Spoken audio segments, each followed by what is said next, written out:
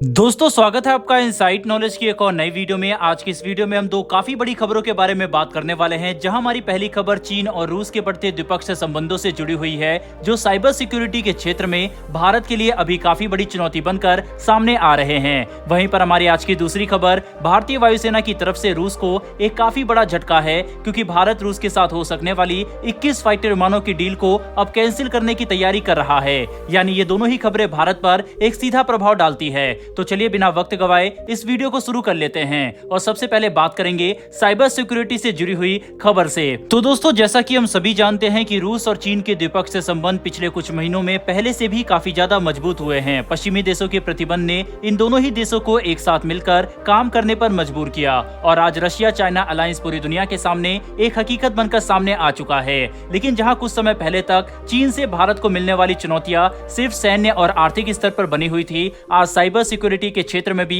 भारत को इन्हीं परेशानियों का सामना करना पड़ रहा है। और सबसे बड़ी बात तो यह है कि इस बार भारत को चुनौती अकेला चीन ही नहीं बल्कि रूस की तरफ से भी मिल रही है। रेफरेंस के लिए आप अपनी स्क्रीन पर द प्रिंट के आर्टिकल का स्क्रीनशॉट देख सकते हैं, जिसमें रूस और चीन के बढ़ते साइबर सिक्योरिटी टाइज को भारत समेत दुनिया भर के लिए एक बड़ी चुनौती बताया गया है। दरअसल साइबर सिक्योरिटी के क्षेत्र में भारत के सामने जो असली चुनौती है वह है जासूसी की। हम सभी जानते हैं कि कैसे चीन के ऐप, टेक्नोलॉजी और मोबाइल में ऐसी कई सारी एप्लीकेशन और सॉफ्टवेयर मौजूद होते हैं जो अपने यूजर का डेटा चीन के सर्वर को भेज देते हैं और इससे चीन जासूसी करके अपना डाटाबेस मजबूत करता रहता है। लेकिन अब यही चुनौती भारत को रूस की तरफ से भी झेलनी पड़ सकती है, क्योंकि चीन रूस के साथ मिलकर अपने साइबर सिक्योरिटी टाइज का एक बड़ा विस्तार कर रहा है और यही वजह है कि विशेषज्ञ भारत को रूस के रास्ते से आने वाली चाइनीज टेक्नोलॉजी को लेकर चेतावनी दे रहे हैं। वहीं पर हाल ही में एक अमेरिकन रिपोर्ट ने भी भारत को चीनी टेक्नोलॉजी से सावधान किया था, क्योंकि रूस के कई हथियारों में चीन की टेक्नोलॉजी हो सकती है और ऐसा भी हो सकता है कि जो टेक्नोलॉजी आज भारत के पास है वह पहले से ही चीन के पास मौजूद हो। यानी भारत के रूसी इक्विपमेंट का डाटा भी कॉम्प्रोमाइज हो चुका है, जो हमारे लिए एक काफी बड़ी परेशानी है, क्योंकि इसका प्रभाव सिर्फ सैन्य स्तर तक ही नहीं रुकेगा बल्कि ये आम नागरिकों की साइबर सिक्योरिटी के लिए भी एक काफी बड़ी चुनौती है, जिससे निपटने के लिए हमें काफी मजबूत कदम उठाने होंगे। बहरहाल बढ़ते हैं हमारी दूसरी खबर की तरफ। तो दोस्तों ये खबर भारतीय वायुसेना की तरफ से रूस को दिए जाने वाले एक बड़े झटके से जुड़ी हुई है, जिसके तहत अब हम पिछले काफी समय से डिस्कस किए जा रहे 21 फाइटर विमानों की डील को परमानेंटली कैंसिल कर सकते हैं। बता दें कि यहाँ पर जिस डील की हम बात कर रहे हैं उसके तहत हम 21 MiG-29 फाइटर विमान खरीदने वाले थे, लेकिन कई कारणों की वजह से भारतीय वायुसेना अभी इस डील के पक्ष में नहीं है और हो सकता है कि इसे बहुत जल्द ही कैंसिल कर दिया जाए। दरअसल साल 2020 में जब चीन के साथ भारत का विवाद अपने चरम पर पहुंच गया था, तब भारतीय वायुसेना को इस बात का अंदाजा हुआ कि हमारे पास फाइटर जेट स्क्वाड्रन की एक काफी भारी कमी है। ऐसे में हमें तुरंत नए फाइटर विमान चाहिए थे, जिस मौके को देखते हुए रूस ने भारतीय वायुसेना को 21 की संख्या में अपग्रेडेड MiG-29 फाइटर विमान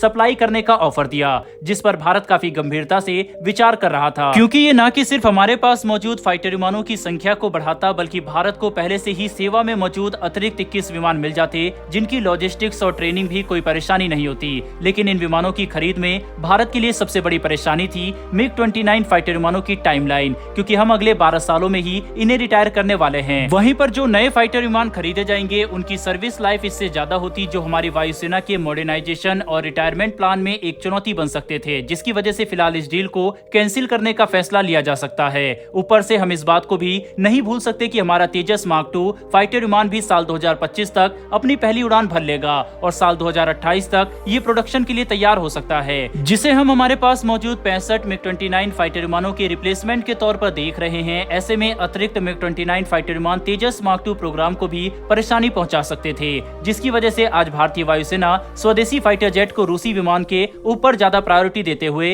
इस डील को कैंसिल करने का फैसला ले सकती है, जो आत्मनिर्भर भारत के लिए एक काफी अच्छा कदम होगा। लेकिन दोस्तों अगले साल MiG-29 भारतीय वायुसेना में अपनी 40 साल की सेवा पूरी कर लेंगे और इन्हें एक बार फिर से 10 साल और ऑपरेट करने के लिए लाइफ एक्सटेंशन दिया जाएगा। तो क्या आपको लगता है कि भारतीय वायुसेना को अपनी मौजूदा जरूरतों को ध्यान में रखते हुए इन भरोसेमंद MiG-29 फाइटर विमानों को अतिरिक्त 21 की संख्या में खरीदना चाहिए था, या फिर इस डील को कैंसिल करने का हमारा फैसला बिल्कुल सही है? आप इसके बारे में क्या सोचते हैं? अपनी राय कमेंट बॉक्स में लिखकर जरूर बताइएगा। साथ ही अगर आपको ये इन्फॉर्मेशन और वीडियो पसंद आई हो तो वीडियो को लाइक करके हमारी आने वाली डेली ऐसी वीडियो के लिए चैनल को सब्सक्राइब कर बेल नोटिफिकेशन को अवश्य दबा ले। फिर मिलेंगे ऐसी एक नई वीडियो के साथ। धन्यवाद। जय हिंद।